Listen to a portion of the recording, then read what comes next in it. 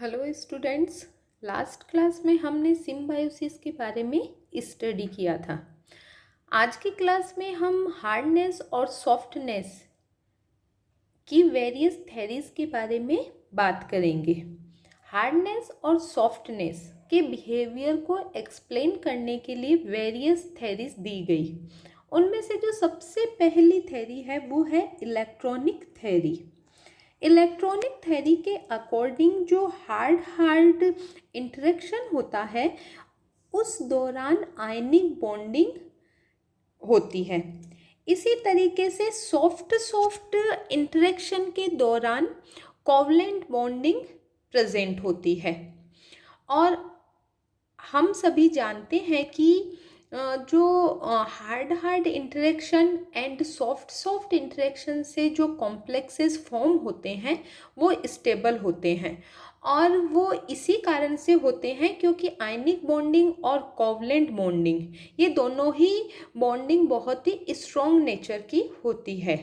अब बात आती है कि हार्ड इंटरेक्शन में आयनिक बॉन्डिंग क्यों होती है और सॉफ्ट इंटरेक्शन के दौरान कोवलेंट बॉन्डिंग क्यों होती है। क्योंकि इसका सिंपल सा आंसर है कि जो हार्ड एसिड एंड सॉफ्ट होते हैं उनमें आयनिक बॉन्डिंग के लिए रिक्वायर्ड कैरेक्टरिस्टिक्स प्रेजेंट होते हैं, जबकि सॉफ्ट एसिड्स और जो सॉफ्ट बेसिस होते हैं उनमें कोवलेंट बॉन्डिंग के लिए रिक्वायर्ड कैरेक्टरिस्टिक्स होते हैं। अब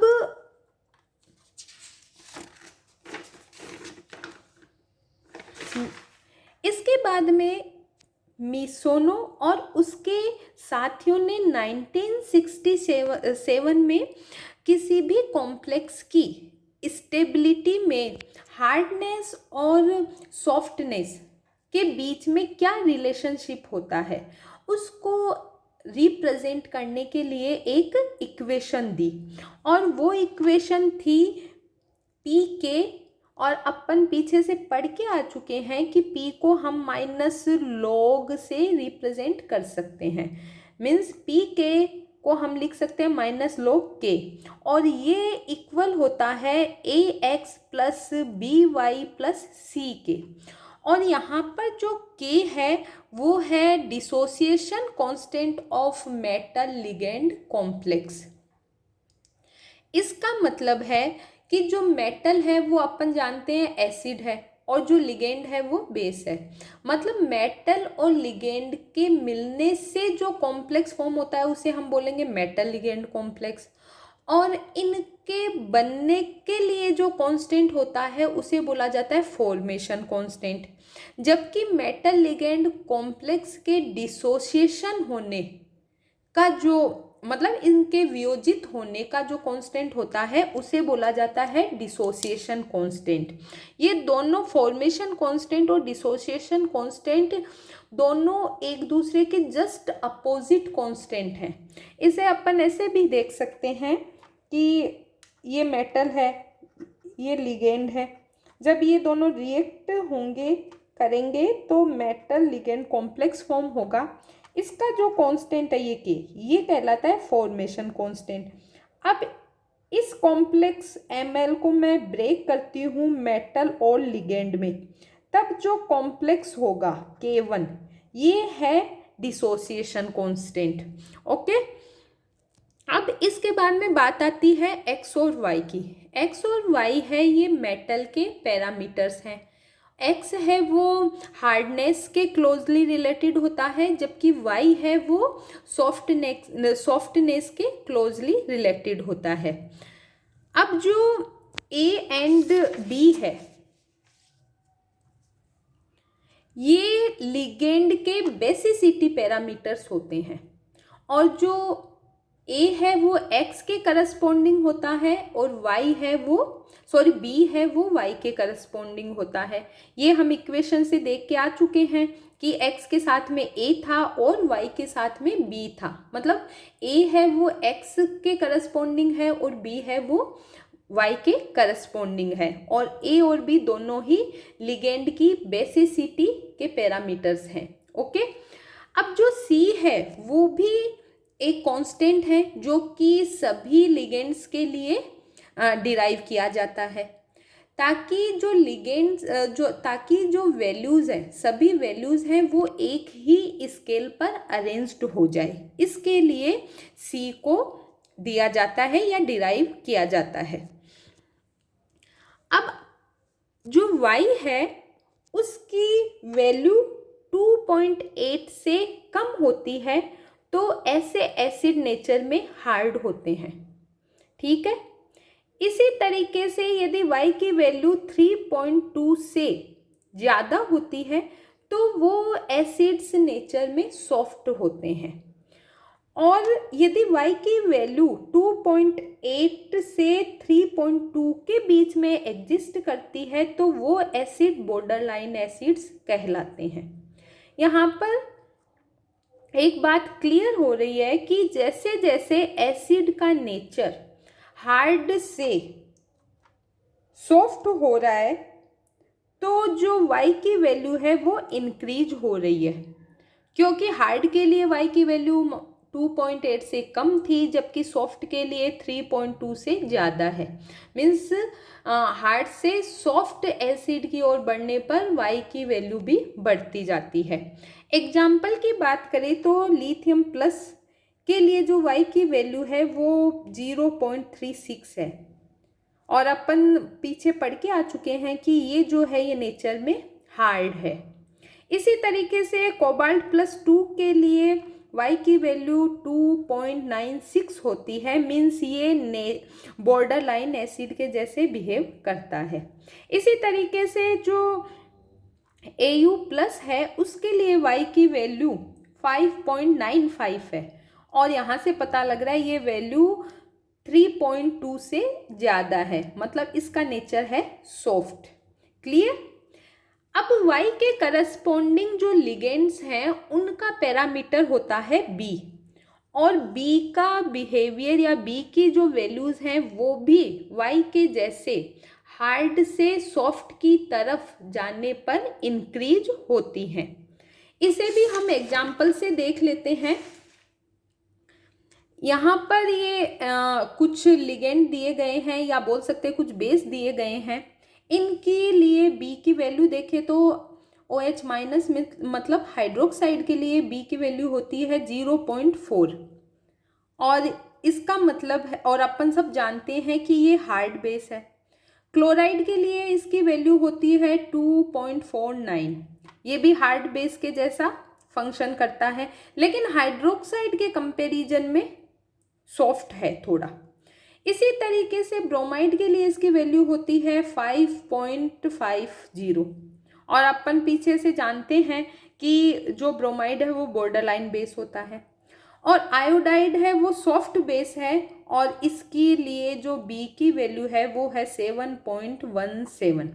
मीन्स क्लियर हो रहा है जैसे जैसे हार्ड बेस से सॉफ्ट बेस की ओर बढ़ रहे हैं B की वैल्यू भी इंक्रीज हो रही है। इसी तरीके से जो X है उसकी वैल्यू के बेसिस पर यदि मेटल्स को अरेंज किया जाए तो जो हमें ऑर्डर मिलता है वो ऑर्डर इरविंग विलियम सीरीज के अकॉर्डिंग कॉम्प्लेक्सेस की स्टेबिलिटी के बेसिस पर मेटल्स को अरेंज करने पर जो मिलता है उसके जस्ट सिमिलर होता है। मीन्स मैंगनीज +2 से कॉपर +2 तक जाने पर X की वैल्यू में रेगुलर इंक्रीमेंट होता है, मतलब वो रेगुलरली बढ़ती है। और अपन ये पीछे देख के आ चुके हैं कि कॉम्प्लेक्सेस की स्टेबिलिटी भी मैग्नीज +2 से लेकर कॉपर +2 तक जाने पर रेगुलर बढ़ती है। क्लियर। अब अपन बात करते हैं सेकंड थ्योरी की, और वो है पाई बॉन्डिंग थ्योरी।